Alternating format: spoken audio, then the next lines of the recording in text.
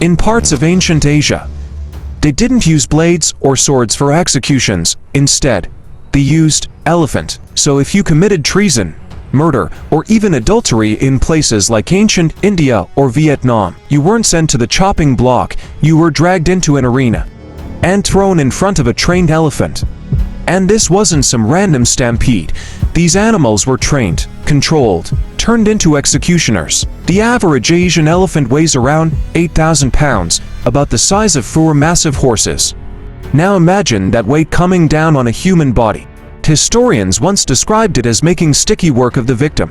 And the method itself was terrifyingly simple. The condemned person would be dragged into a public arena, then tied to a wooden stake. Then the handler would enter, riding the elephant, acting as the executioner. But here's where it gets worse. They wouldn't kill the person immediately. Instead, the handler would guide the elephant to slowly circle the victim. Once, twice, sometimes 3 times. Just building fear before the final crushing step. But for some rulers, that wasn't enough. They wanted something more theatrical.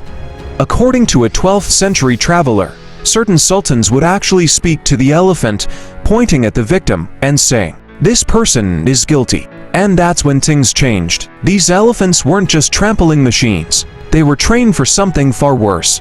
Handlers taught them to use their trunks to rip the wooden stake out of the ground, with the person still tied to it, then launch them into the air. When the victim came crashing down, the elephant would catch them on its tusk, throw them aside, and then finish it. One massive foot, pressing down until the body was completely crushed.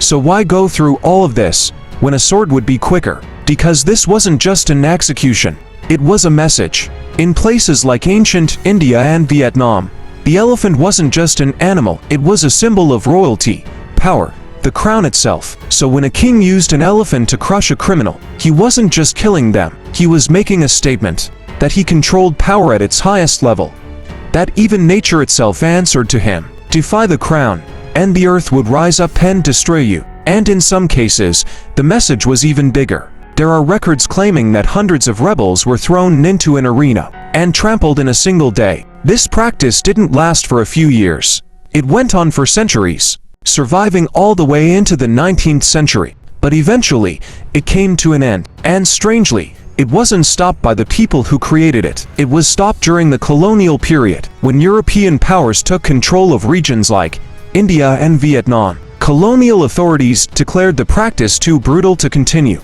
And by the 20th century, death by elephant had disappeared completely, leaving behind one of the darkest chapters in execution history. History isn't just dark.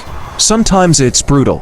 And sometimes, it's worse than anything you can imagine. Subscribe to Darklands, and I'll see you in the next one.